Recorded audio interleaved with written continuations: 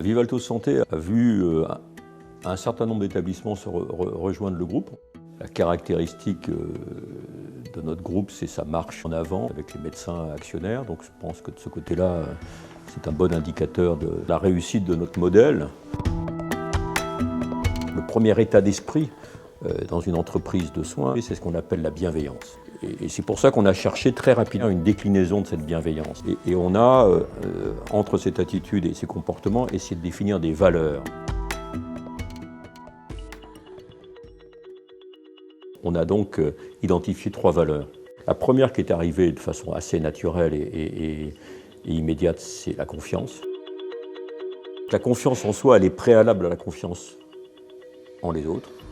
Et elle est collective dans l'organisation. La confiance, ce n'est pas quelque chose qui se décrète et qu'elle n'est apparue qu'au fil du temps, des discussions, de la façon dont on a vu que les choses évoluaient. Donc c'est quelque chose qui s'est construit, c'est quelque chose qui continue à se construire. La deuxième valeur, qui était la valeur la plus surprenante en termes de force d'expression, ça a été l'audace. L'audace, c'est-à-dire que Vivalto Santé, pour l'ensemble du comité de direction, est une entreprise qui est capable de franchir des étapes, d'aller dans des ruptures de métiers, dans des ruptures technologiques plus vite que les autres et de prendre des risques. Ils ont un investissement dans la recherche médicale, par exemple, qui n'existait pas auparavant de la part de groupes de santé.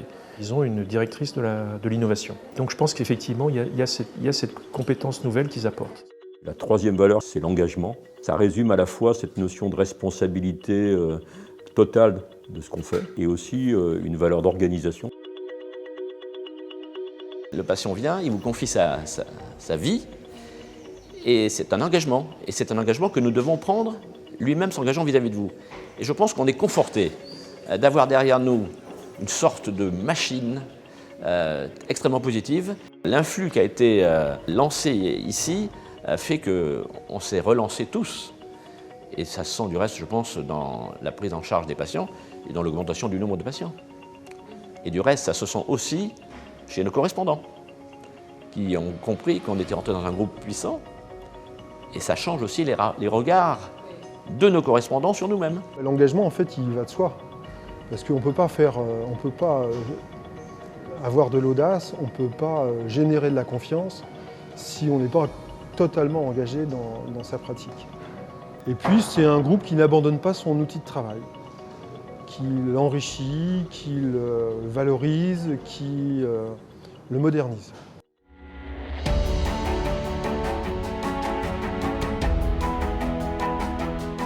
On a énormément d'axes de développement en face de nous, à la fois de pôles d'excellence, à la fois de recherche, à la fois d'innovation. Il est sûr que c'est toujours très dangereux d'exprimer sa force, mais Vivalto Santé est de plus en plus fort. C'est une belle route encore.